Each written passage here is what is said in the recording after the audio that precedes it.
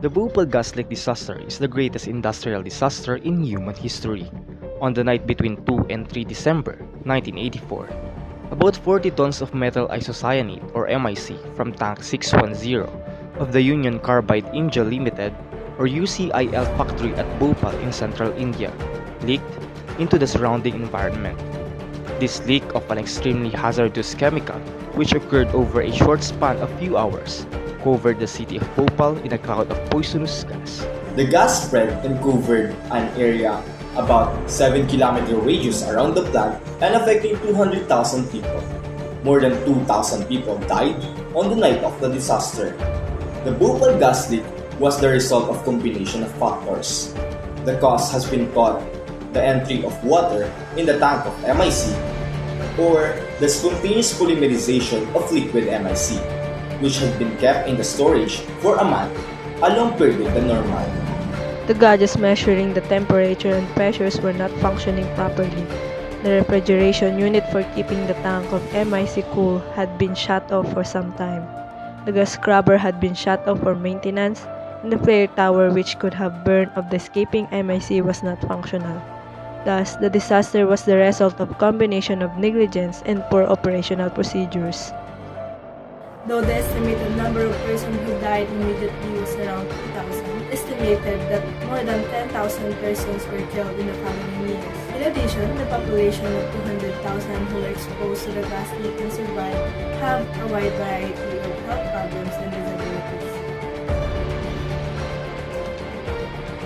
Metal isocyanate appears as a colorless, low boiling liquid that is denser than water. Flash point is less than 20 degrees Fahrenheit.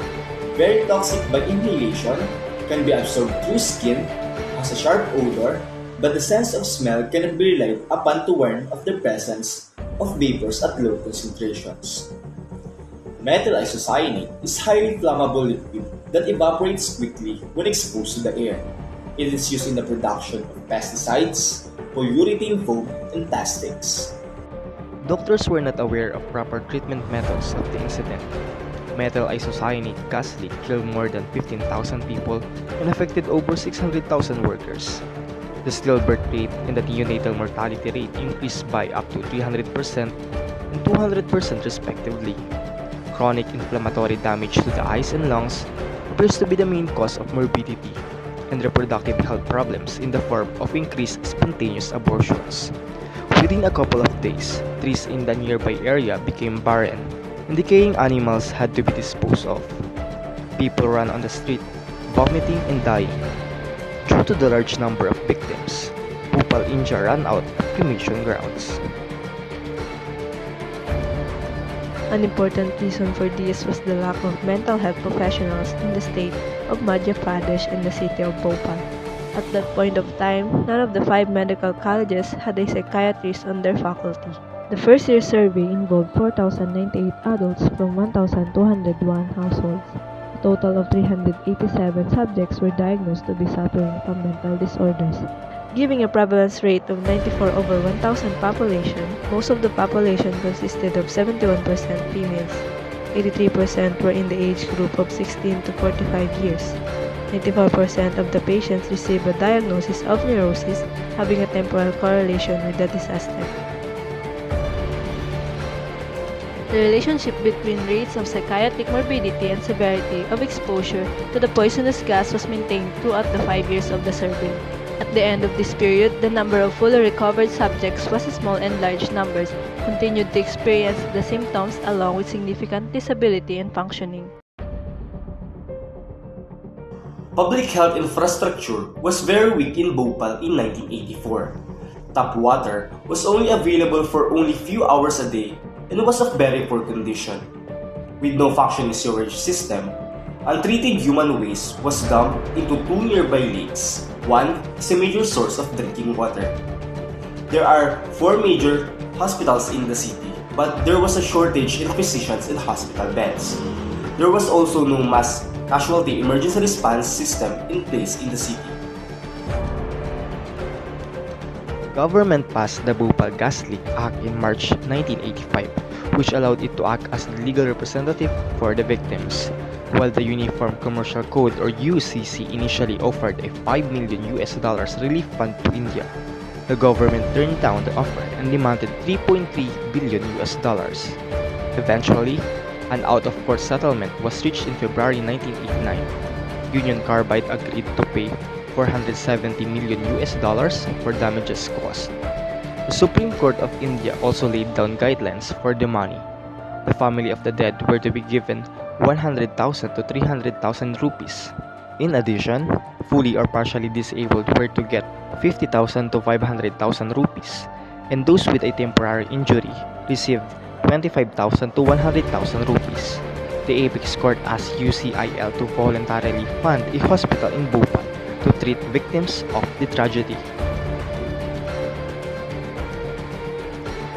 The UCIL was finally permitted to undertake cleanup work in the US just prior to the sale of its stock by UCC in 1994, and spent some $2 million on that effort, which included beginning construction of a secure landfill to hold the waste from 2 on-site solar evacuation ponds.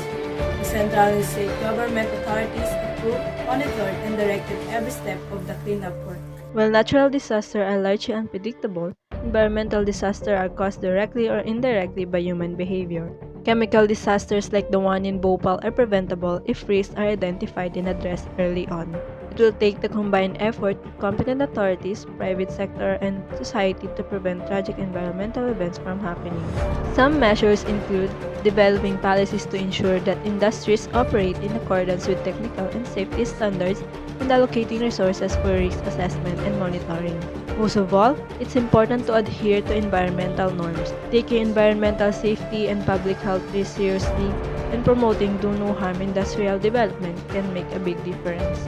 To prevent future environmental disasters, all sectors could also do more to integrate environmental emergency preparedness and response activities into strategies and sustainable development programs. These measures could make a big difference in people's health and well-being and avoid future tragedies. Apart from providing immediate and interim relief to the gas victims and giving them compensation for the losses they suffered, the government took a large-scale rehabilitation program for providing medical, economical, social, and environmental relief. From the year 1984 to 1990, the state government carried out all the relief and rehabilitation works from its own budget, for which midterm loan and way and means advance were provided by the central government to the tune of 108 rupees crores. However, with the view to provide long-term relief and rehabilitation to the Bhopal gas victims, Government of India sanctioned an action plan from 1.4 in 1990 to 31.7 in 1999 with financial outlay of 258 rupees crores. Government of India provided 75% of the fund for the action plan to the tune of 193.50 rupees crores, while 25% of the fund for the action plan was provided by the state government to the tune of 64.50 rupees crores. The tragedy in Bhopal continues to be a warning sign at once ignored and hidden. Bhopal and its aftermath were a warning sign that the path to industrialization for developing countries in general and in India in particular is fraught with human, environmental, and economic perils.